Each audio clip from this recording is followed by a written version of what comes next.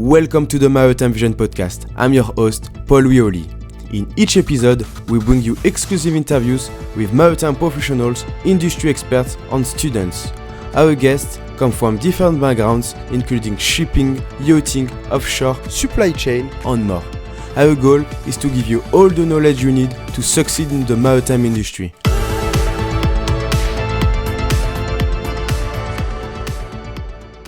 Hello everyone, welcome back to the Maritime Vision podcast. Today we are joined by Gina. Welcome Gina, it's a pleasure to having you in this podcast episode. Can you maybe introduce yourself please?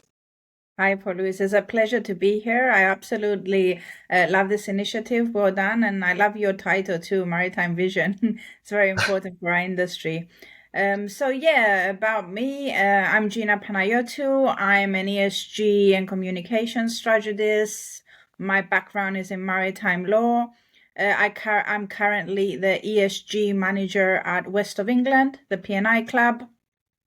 And I'm also the secretary of WISTA UK. I think we're going to talk about that a bit more later in today's episode. So that's me in a nutshell.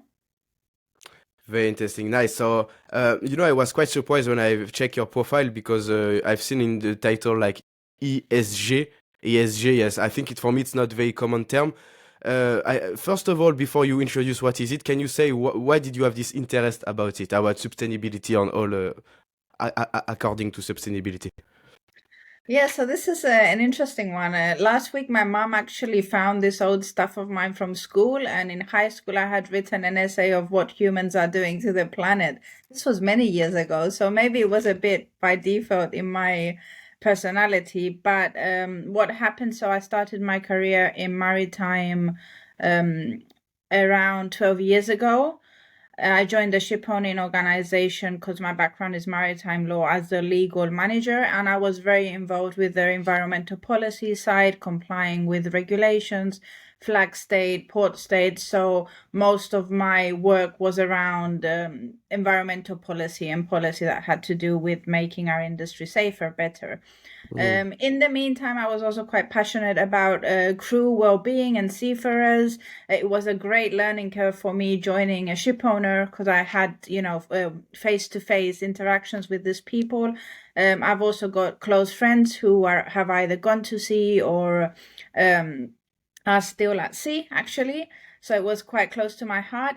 And pretty soon in my career, I also got involved with WISTA, the Women's International Shipping Association, because it's a very male-dominated industry. That comes as no surprise. So when I discovered this association, it was fantastic for me. So advocating for gender equality was also a big thing. And I mentioned it a bit before we tuned into the podcast. I also created my podcast to educate the young people of the industry, get them to know what we do, because I felt nobody really knew what we were doing. So when ESG came out as a term, it kind of tied all my passions together. I guess the environmental aspect, the well-being of people, youth, attracting talent, gender equality, and governance side. So I've been now in this field for around 6 years. So before it was even a buzzword in the industry.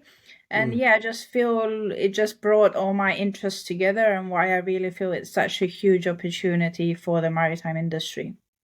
Okay. Very interesting. So, to define what is ESG, I mean environmental is everything about sustainability, but the green aspect of sustainability. Social, it's about people. And governance, what is it? I'll break it down a bit because a lot of people get it wrong. So they think that the S of the ESG is sustainability, but that's not the case. So sustainability is the overall umbrella of what you need to be doing as an organization, as a government, to be sustainable in the future, right? And that includes the 3 elements of ESG. So E is the environmental aspect, and that's the environmental sustainability of decarbonizing our industry, which is a big thing. So what fuel are we using? How we're building our fleet? How we're making them more efficient? But that also includes things that are a bit forgotten, like ocean health and under noise water pollution, plastics in the ocean, oil spills. So anything that has to do with the environment, with the ocean, with air quality, that falls under the E. The social aspect of it, so that's the S, it's not sustainability, it's social, has to do with a wide range of things, mainly focus on human rights, obviously across our supply chain, how we treating our people, the well-being of our people, both in office and when it comes to maritime, of course, a big thing is crew welfare, their physical safety, their mental well-being, etc. And as I mentioned earlier, things like gender equality, generally making the workplace more diverse, more inclusive, attracting talent. So charity partnerships would also fall under S, for example. So anything you're doing for the community, for your people, falls under the social pillar.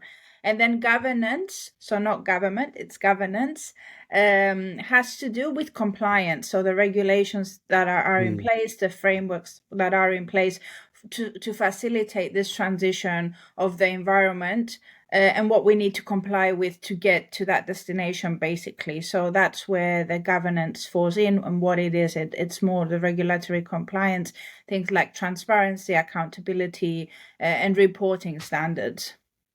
Okay, very interesting. So you are like a ESG strategist currently. Can you explain what is your mission? My mission is to get the industry to understand that it's one of the best opportunities that exists. I say this a lot because I think a big problem that we have in maritime is that people outside our industry tend to think we're one of the most polluting industries of the world, or they don't know what we do at all. We are not one of the most polluting industries of the world. In fact, we're the most environmentally friendly means of seaborne transport. We're responsible as an industry for carrying almost 90% of the goods that are around us. Basically, we make the world go round, as I like to frequently say. But we've also got this huge opportunity because we're so international, because we interact with so many ports, with so many communities, there's so many stakeholders involved across our supply chain. We have a great opportunity here in our hands and a power to really make a positive impact through this whole infrastructure that maritime and this, we can really amplify that effect. It's not just about decarbonizing, we can do so much more. So my mission is to help companies understand that it's not so complicated. It's just about prioritizing and what you've already been doing. So good owners have already been doing it. Good ship owners have already been doing ESG for many years. We're one of the most highly regulated industry, right, when it comes to safety, environment, and that's something people don't frequently know. So I think I'm on a mission to help companies understand it can be a simple process. Yes, there are complexities on what fuel we're going to be choosing, what technologies we're going to be adopting, and there's a cost in that. But beyond that, there's so much that we can do, and it really is just getting the right people in that understand and can help you navigate through that journey quite simply without complicating things. I'm very big on this because having been blessed to join the industry from an owner, you understand that what they're really doing. So their role is to transfer goods from one place to another.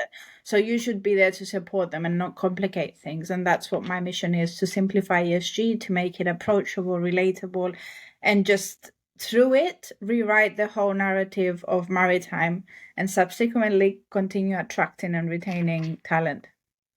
Wow. So I mean, you have so many stuff to do, always busy because do you need to specialize on one of each of, for example, the environmental aspect, social aspect, or governance aspect, or you can be quite wide and try to, because everything is linked together? Everything is very linked together. I never separate them because, in a simple example, to reach those environmental goals, we need innovation, right? The only way we can do it is through innovation and new technologies.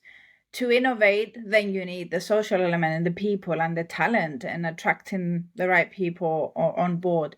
Also, gender equality. I mean, you can't be excluding people because of their sex or because of their sexual preference. So you need to be including everybody. You need the best minds from this talent pool. And then you need regulation that can really facilitate this journey, because if it's unregulated, it's chaos. And in fact, we saw from COP last week, even though shipping was not directly in the agreement that was drafted, there was an event hosted by the International Chamber of Shipping, and we saw there that even the private sector was saying we need more regulation. So they actually need more clarity and more guidance, and that makes sense. So to answer your question, I wouldn't separate them. Clearly, there are some priorities on the environmental front because of the deadlines, but you need all three pillars to be working well with each other to reach any one of them, in fact. Okay, okay. Very interesting to know. Can you share like successful cases like of ESG initiatives you've seen in your career, or you do it by yourself? Success cases of ESG initiatives. So I think a big success case on the gender equality would, of course, be WISTA. Maybe I'm being a bit biased here, but also, and I think we're covering this later, so I won't go into too much detail.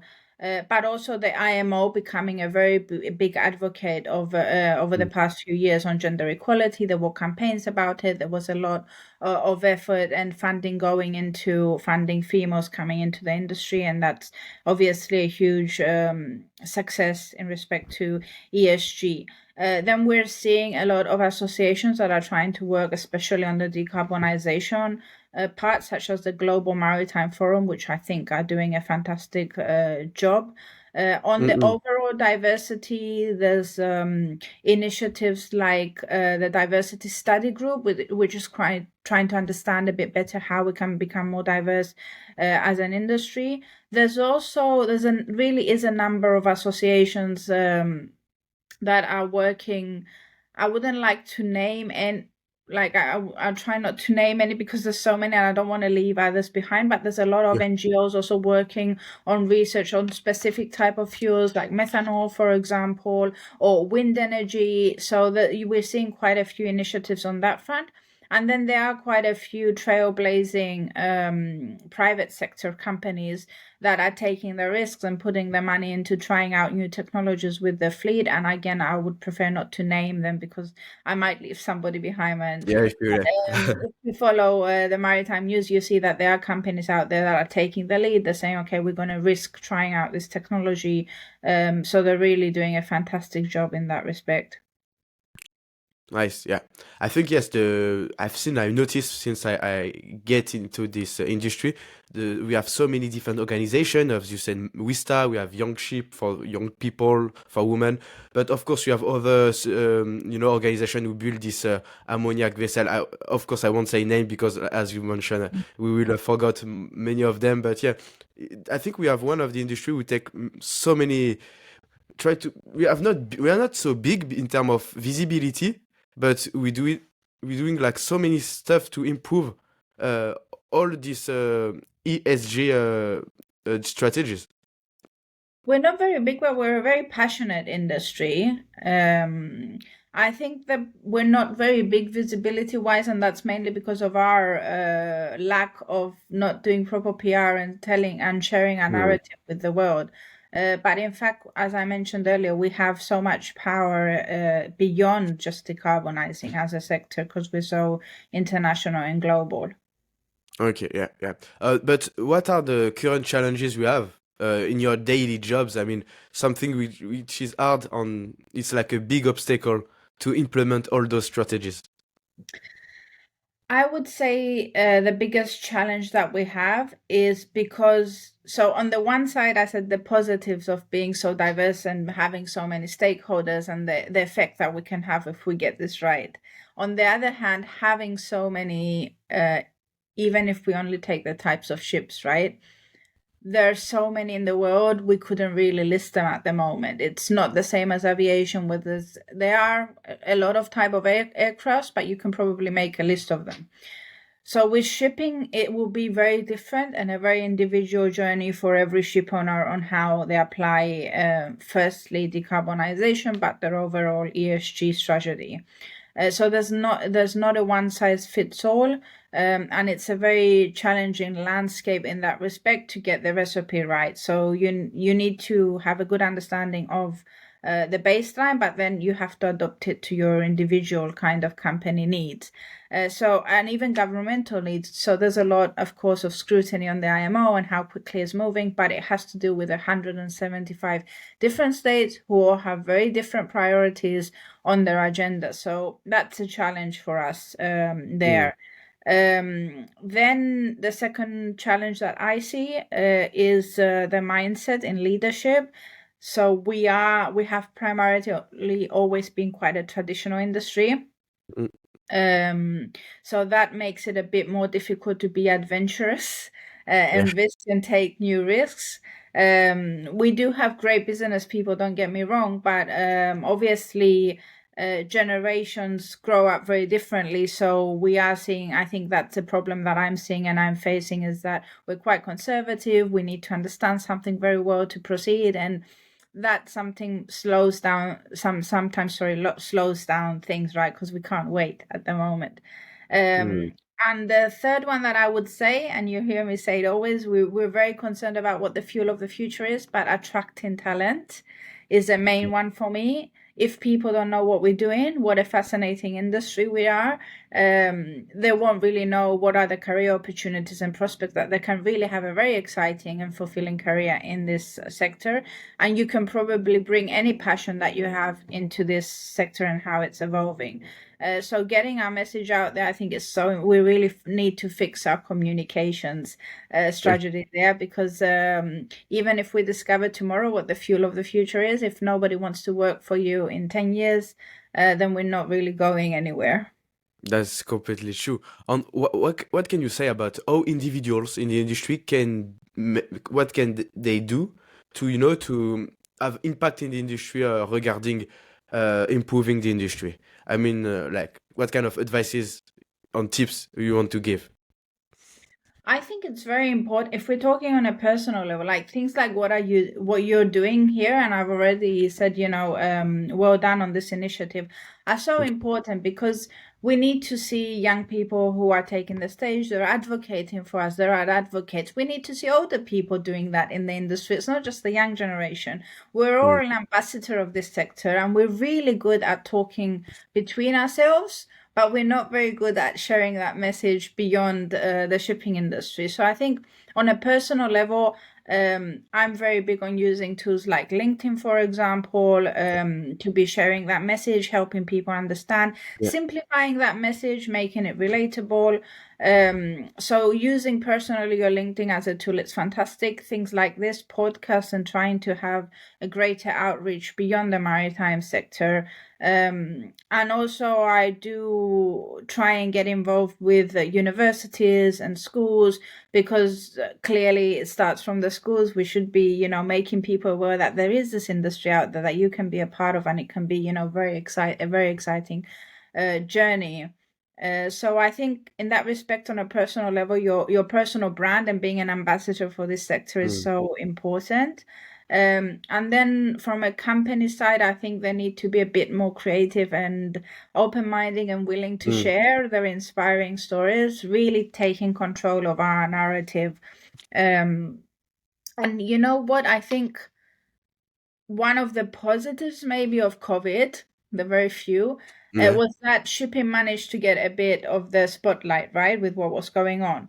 But it also showcased why to companies and to government, we need to be telling that story, right? Because we had to wait until a pandemic to be launching a campaign and advocating that a seafarer was a key worker.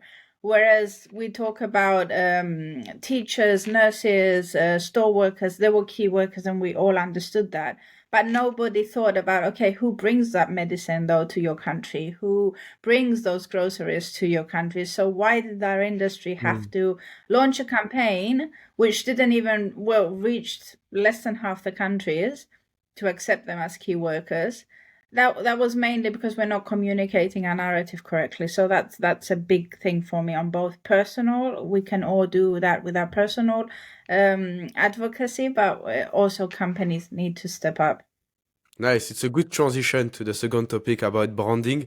First of all, I've seen we can notice that your LinkedIn profile is quite, I mean, you take care of it. We can see it's a, congrats for this. I mean, it shows that what you say, it's, you try to do it because you are branding yourself, like in a good way, in my opinion. So why this? Why do you think that everyone should take care of his like personal image in the industry? Absolutely. It's so important. It's been such a useful tool for me in my career going forward. And I say this for two reasons. So, one, personally, especially young people, I encourage them to do it because it sets you apart. If you're applying for a job and the competition may or may not be high, people will look into you. And if they see that you're interested in content, you're active on your profile, you've got a well, presented profile where you're quite clear on, what you want to be doing, what your interests are, and you're ideally also sharing content. I think it really does set you apart. So it shows Mm. that you're very interested in it. You're into the industry, basically. Yeah. You're Yeah. interested in it, and you're aware. You're reading about it. So that's important. For professionals generally, also it's so important because it's an opportunity for one to build your network and for people to know what you do. It opens up further opportunities for exposure, business opportunities. People will find you, know what you're talking about, associate your name with something. So that's very important.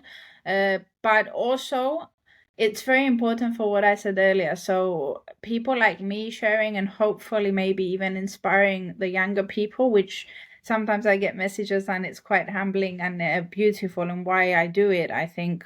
Um, that say, oh, we didn't really know shipping was about this, or we didn't really know about this, and it's great to see. And obviously, also as a female, I get messages from female students who are like, Mm. it was so fantastic to see that there's females in this Yeah. audience and in this room, and also when I talk at conferences. So I think it's quite important if you're not doing it for you, because sometimes I get people saying, I don't want to be bragging, I don't want to be saying what I'm doing on it.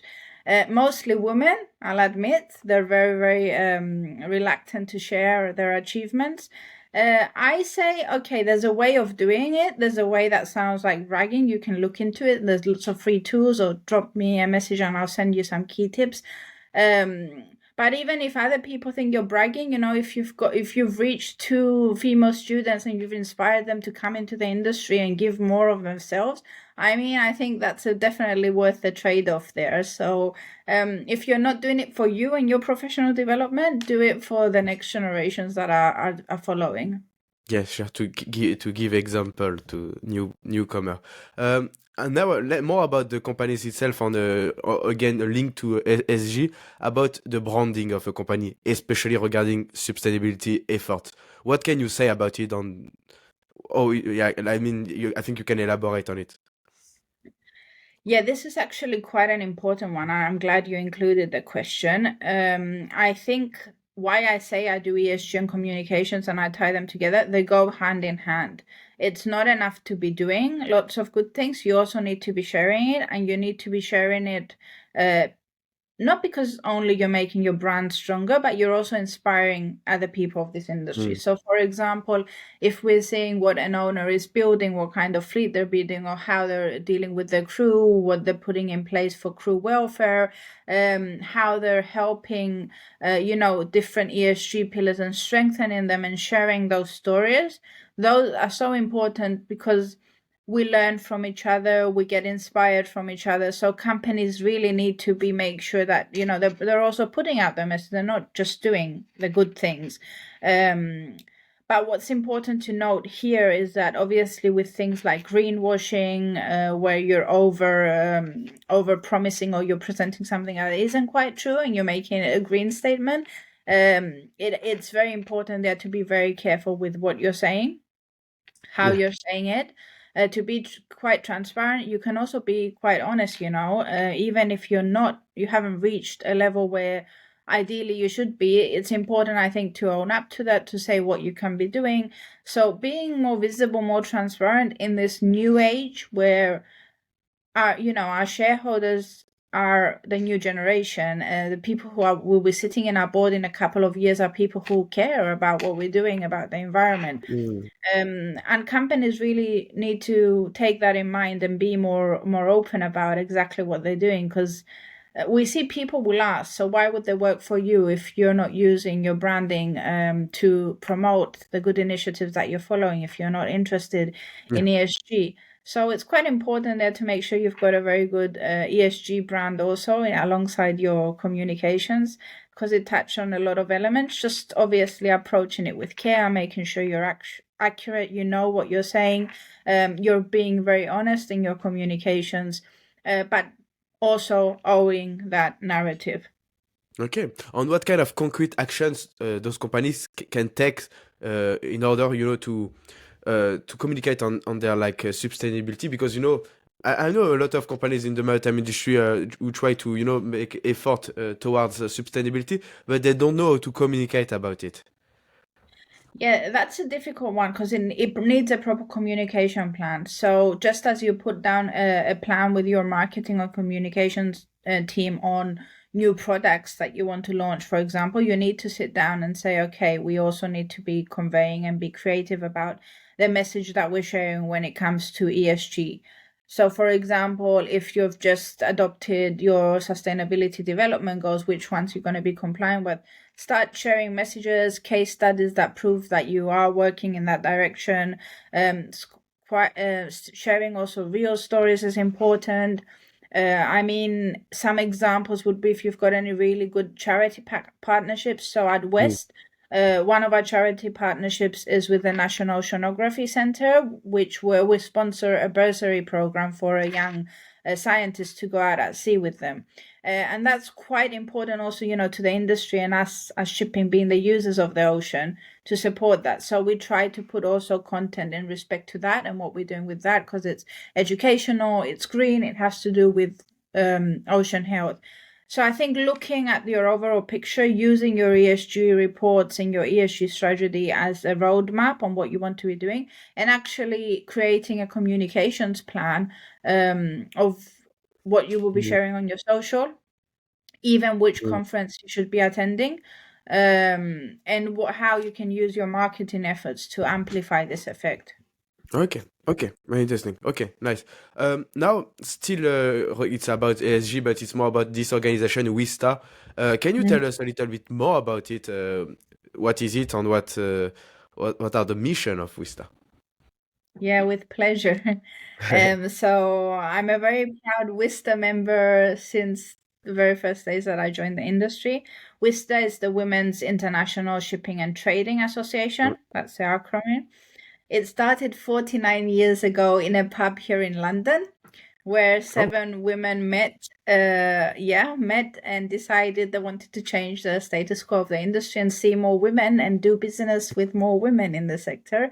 So they set out to empower the female community. And today, 49 years down the line, we've got 56 national associations around the world. So it's in 56 countries, around 4,000 women globally who are members.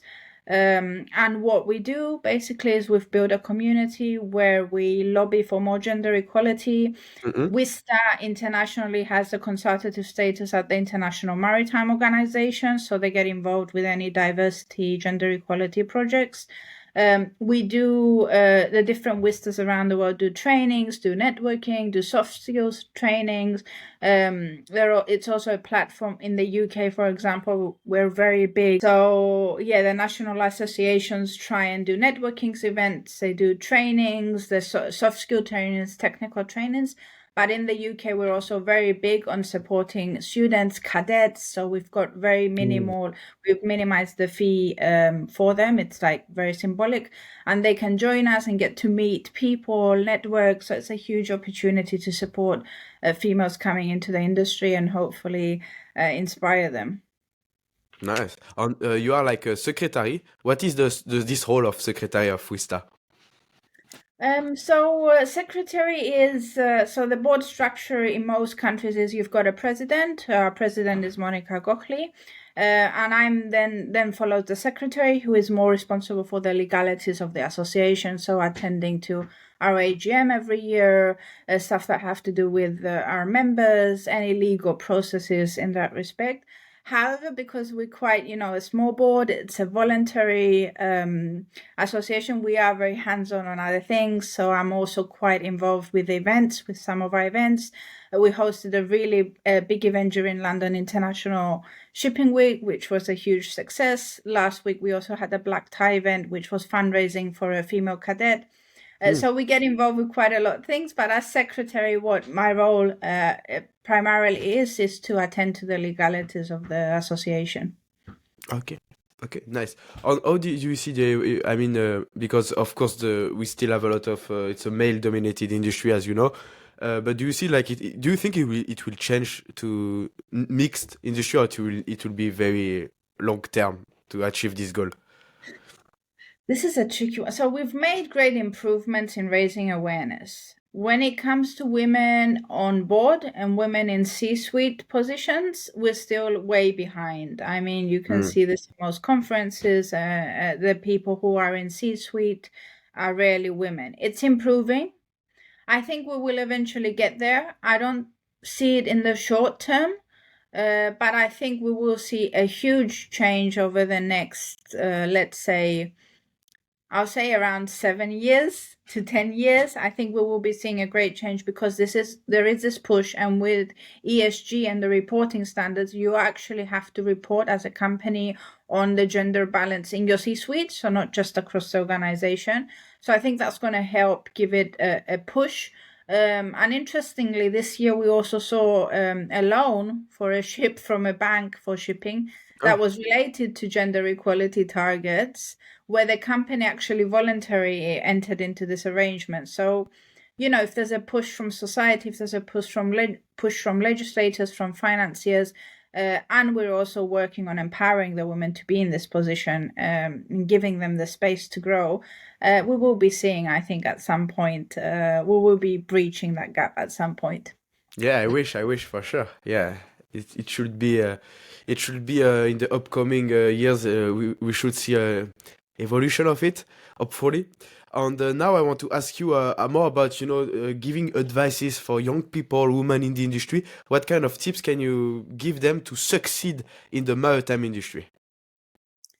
I think we've touched a bit upon it in different questions. So the Yeah. number one I would say that's very important is, firstly, make sure you're very passionate about it.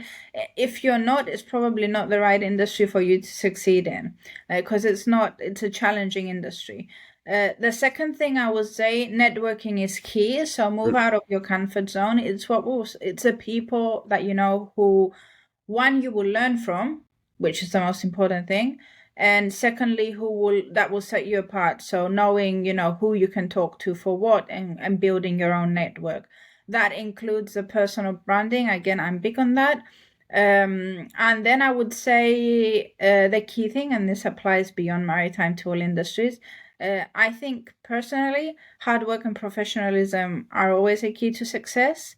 Because I do, from my experience at least, and having interacted with different youth associations, etc., you'll see that people who are very interested and keen in just being visible and sitting in different boards, and they're not really willing to put in the hard work. They think Mm. that that it's owed to them. They're quite privileged and they should be there. And then you see the people who are really who are passionate, they care, they want to make change, they want to see a better shipping industry, from the environment side, from the crew welfare side. So those people are definitely going to be the ones who are going to be succeeding going forward and in the long term. Nice. Yeah. Thank you for all those tips. I think it will help many people. I want to ask you the last question. Can you share any anecdotes or story you had during your journey in the maritime industry? Wow, this was a surprise question. You should have, I Yeah. think, Yeah, prepared me to it think was not about on the list, sorry. what funny stories. Funny in what respect? I mean, I'd have quite a few. Um, I'll say from a gender equality part, and why would people tell me it's not a thing? It is a thing, and I've experienced it on numerous occasions where I've had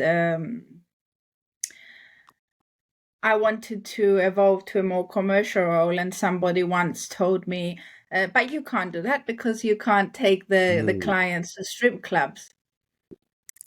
Oh, wow. Yeah. Yeah.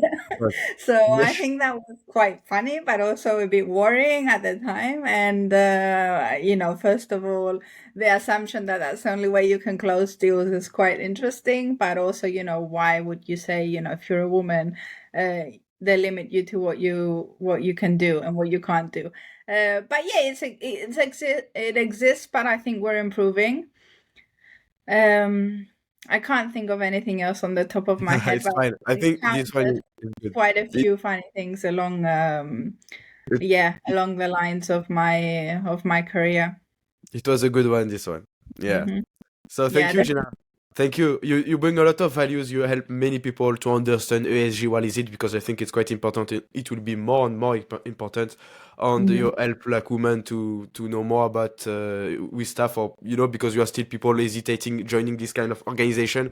Even myself, when I wanted to join Young Ship, I was quite hesitated at the beginning. Say, oh, but I know no one. It will be because you need to socialize, so sometimes it's not easy. So thank you to bring us like some insight about it, and I wish you, of course, all the best in the maritime industry, Gina. Thank you. Likewise, keep up the amazing work, and I'm sure you're definitely one of the young leaders of tomorrow. So thanks for hosting me. Thank you, Gina. Have a nice day and happy Christmas. You too. Bye bye. Thank you for listening and watching this episode.